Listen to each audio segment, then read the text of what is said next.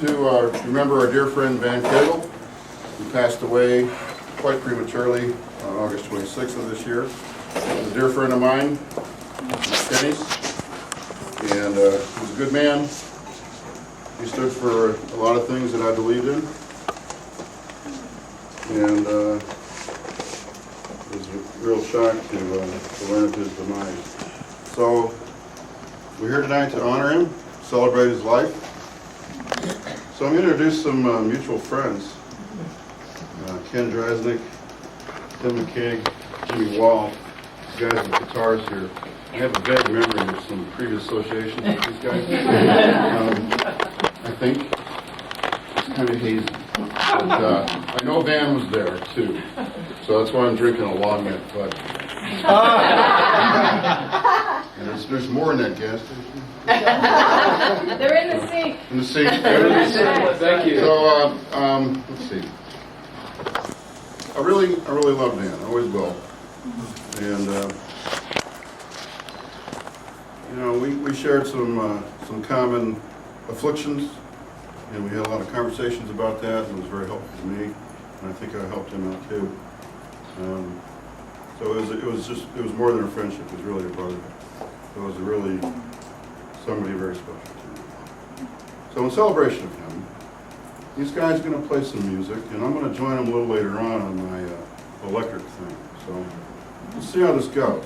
Anyway, let me introduce those guys I just mentioned a few minutes ago. I'm not going to do this again, you know. All right, anyways. There you go. There's seats up here if people want to come up and... This reminds me of Mabel. These are Where's the paper? It is like Mabel. So we need to bring our friend Paul Buden up to the stage. Paul, go for it. Yeah.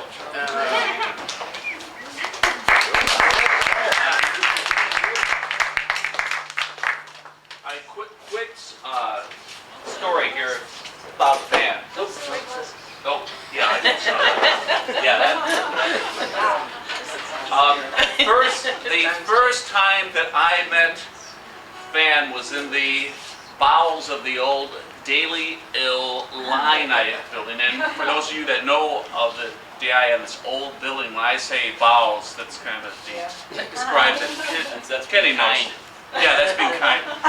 It was at a record reviewers meeting, like in the fall of probably 1980, 81, and I was very excited because I love music, and now for the first time I was going to get to actually write about that. And I thought, well, I know some things I like, like the Beatles, Dylan, and then in comes Van, and he just walks in the room, and Van looks at what's there. It's like, oh yeah, I've got this, the latest from the Buzzcocks. Oh yeah, I've got that B side. And I'm just like, oh, this guy has got it going on, and I am, and from that day on, that was like the first time that I met him, and it was first time of many that I would just learn so much from him about music,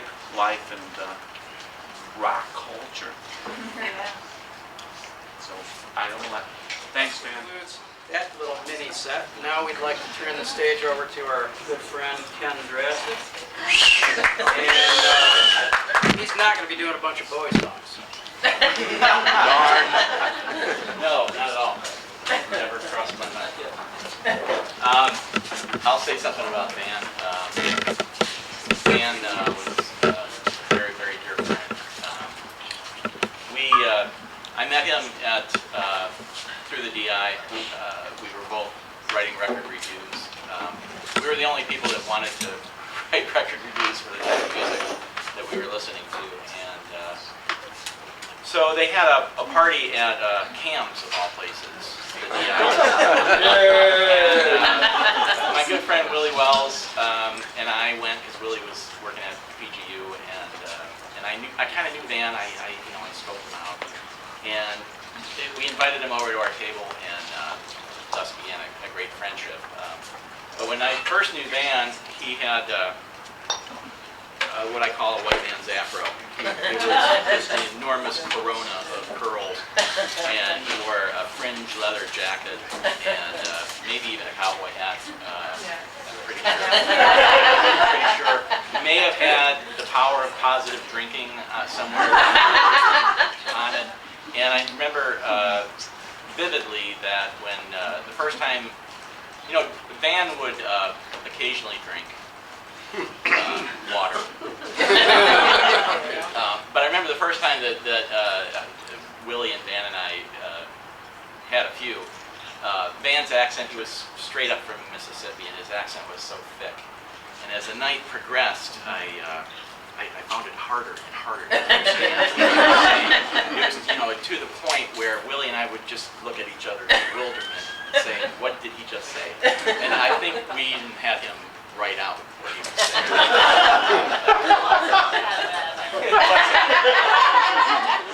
It's a scholarship knowledge. But I'm going to sing some songs tonight that I think are appropriate. Some of them are originals, some of them are covers. And this first one is one that my dad always liked for a while. I never finished it up, and I finished this up kind of thinking Van had a lot of friends, a lot of friends who were women who really, really enjoyed his company and just gave their hearts out to him. So this is for them. That's right. Get us tears in our eyes. Yeah. Oh, that was just beautiful. I was just really. That was so moving, and I've been talking to Van's sister about just getting to know Van and how gracious he was. He just made everybody feel very comfortable, even though he was completely cool, which was somewhat intimidating, but he just made people feeling very welcome. It was a lot of fun seeing folks and getting a chance to relive that. It says we have to talk.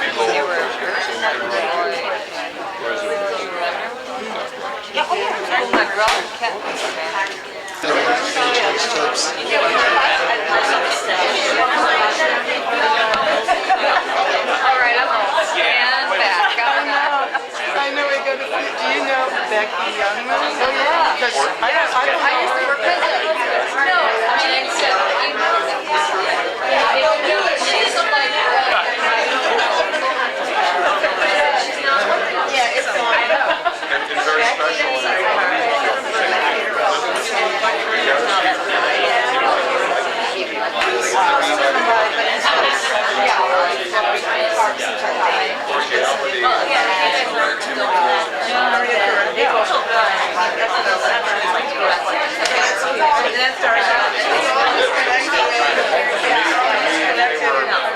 Known in New York, it would be very hot.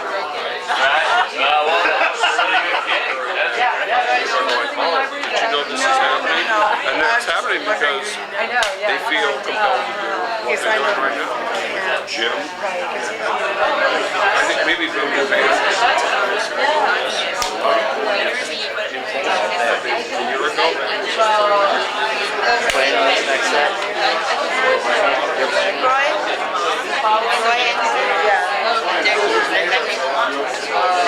Peter, son of a gun. This is the guy.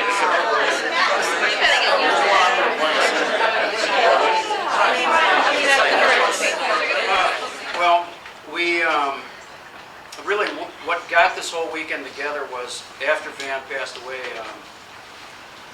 I shot out some lyrics in an email to this Logan Street song, which Tim and Van and I had written years ago, and got an email back from Teresa saying something to the effect of, can you record the song, I think was the question, or something like that.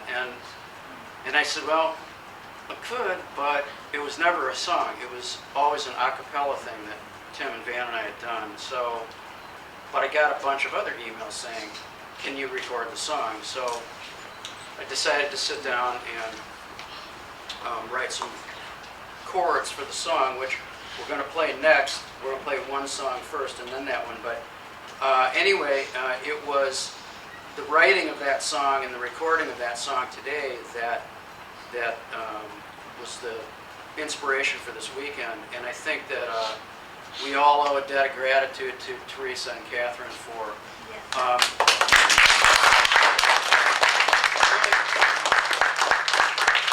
really not only inspiring the song and the weekend, but giving up their place to us for tonight. So.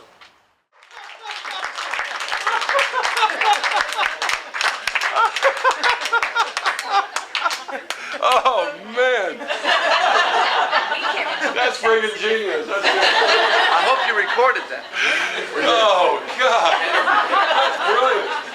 Soon you'll be able to buy that. Oh, man. over there in Germany. Is it Germany a town?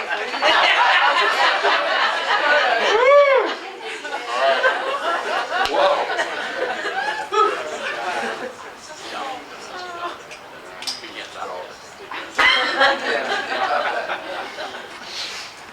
All right. Where are we headed to now?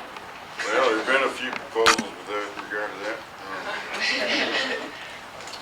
Dan and I spent a lot of time at Kelly's Brass Rail in downtown. And I was there in July, and I sat at the bar there from 10 till 2 p.m. to a.m. And Drinking ice they have a tea. really nice jukebox now. It's hooked to this thing called the internet. And it's got a lot of David Bowie songs on it. Ben was a big David Bowie fan. So we used to sit in there and drink, and they didn't have David Bowie in the jukebox back then. So that's where I'm going. J&B on the Rocks is $3.75 these days. Back in July, it was only $3. So I don't know what's going to be tonight. That's where I'm going. Bye.